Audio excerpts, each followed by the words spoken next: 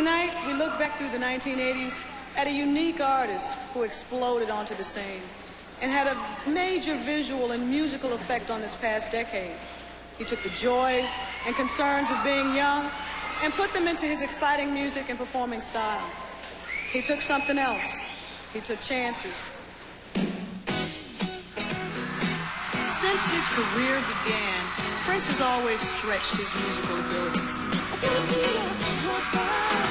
expanding those horizons to include producing, arranging, and playing all the instruments on his albums.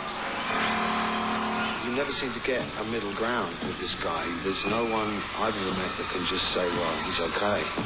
You either hate him or you love him.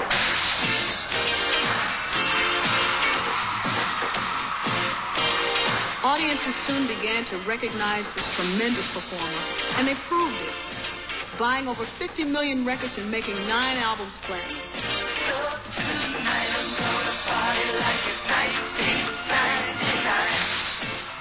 This is what it sounds like when doves cry. In 1984, Prince stepped into the world of motion pictures with Purple Rain and walked away with an Oscar for Best Original Score.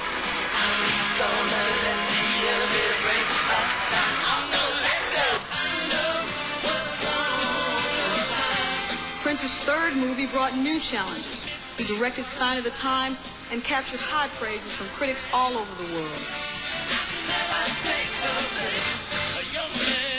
His experience as both actor and director influenced another area: his imaginative music videos. He closed the decade on a high note, composing and producing the double platinum soundtrack to Batman.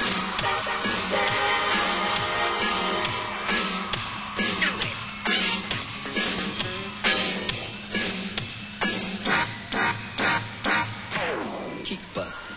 Between his movies, albums, and tours, Prince still took time to write and produce for his friends, like the Bangles, Sheila E., Stevie Nicks, Sheena Easton, and Patti LaBelle. With all that activity, it was only natural for Prince to build his own state-of-the-art studio, Paisley Park, and he began producing hit records in his own unique style. So he lets the engineer set up the board and everything else. He tells the engineer to disappear, and he stays in with the artist with his overdubbing or whatever. And I think that's great. It's a highly personal form of creativity. Recently, Prince has lent his support to exciting future stars like Jill Jones and Tony Lamont, as well as legends like George Clinton and Mavis Staples. His performances are riveting. His concerts are worldwide sellouts, and his tours have included countless benefits for handicapped children and others in need. To leave a concert like this inspired. He's actually got the nerve to say, God's alive. How many people can say that? Prince's influence in the 80s equaled his enormous talent and devotion. And as the creator and inspiration behind the Minneapolis sound, his creativity and commitment constantly motivate his fellow artists.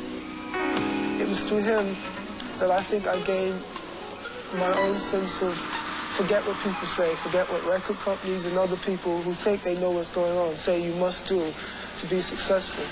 Do what that voice in your head tells you to do. Prince has entered the 90s with electric energy, brilliant music, and most of all, love. Love of life, love of mankind, and love of God.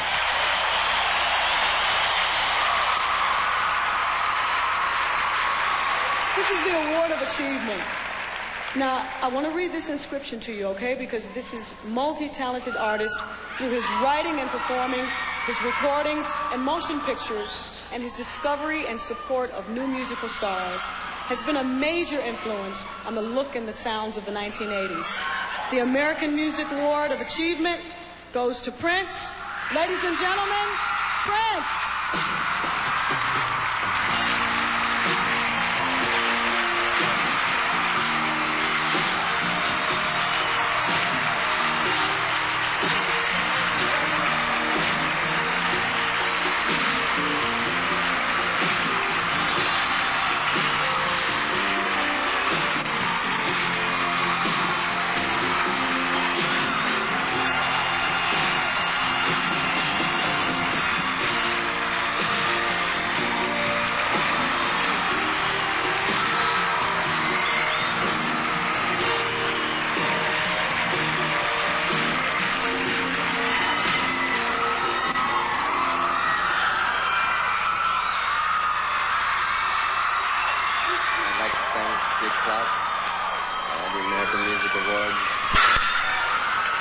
grateful. Thank you.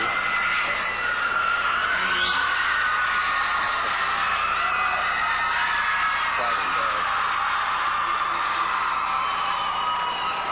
I'd like to thank all the wonderful musicians I've had the pleasure of working with over the years. Having talent like that around me has been a great source of inspiration. Another great source of inspiration has been the notion that creating new music is like meeting a new friend. And with that in mind, I tend to try to create something I've never seen before. I guess I like surprises. I hope you do too. I can't thank you enough for this tonight.